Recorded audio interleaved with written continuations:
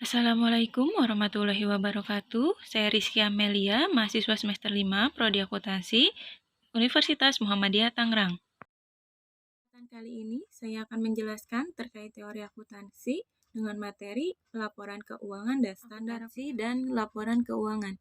Tujuan akuntansi secara keseluruhan adalah memberikan informasi yang dapat digunakan sebagai pengambilan keputusan.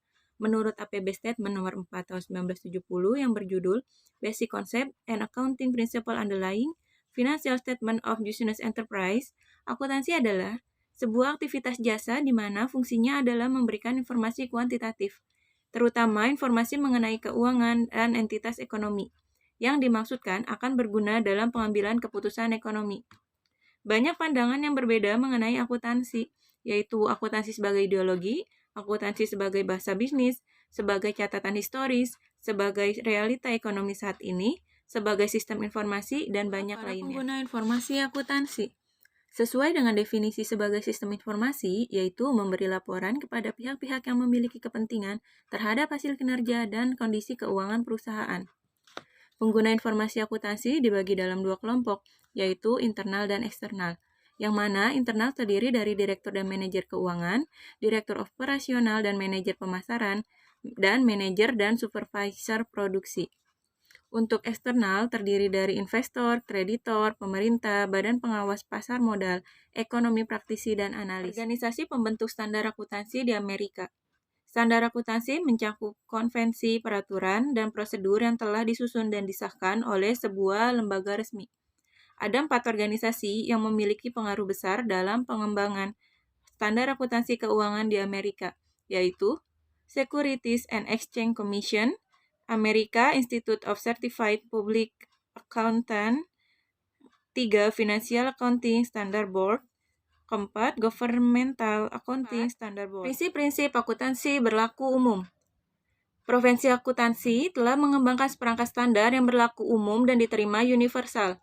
Di Amerika, standar ini dinamakan sebagai prinsip-prinsip yang berlaku umum atau Generally Accepted Accounting Principle. Standar ini diperlukan sebagai patokan dalam penyusunan laporan keuangan yang baku. GAAP bersumber dari berbagai ketetapan yang dikeluarkan oleh berbagai organisasi pembentuk standar akuntansi di Amerika. Standar akuntansi internasional.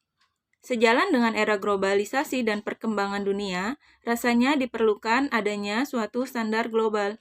Saat ini ada 2 standar akuntansi yang diterima untuk digunakan secara internasional, yaitu GAAP di Amerika dan IFRS di Eropa. Standar akuntansi di beberapa negara. Standar akuntansi yang disusun dan ditetapkan oleh badan profesi yang berwenang tidak akan berguna tanpa penerimaan secara luas dan juga tanpa adanya kesediaan dari para penggunanya untuk mengaplikasikannya dalam pelaporan keuangan. Proses penetapan suatu standar akuntansi berbeda-beda dalam setiap negara.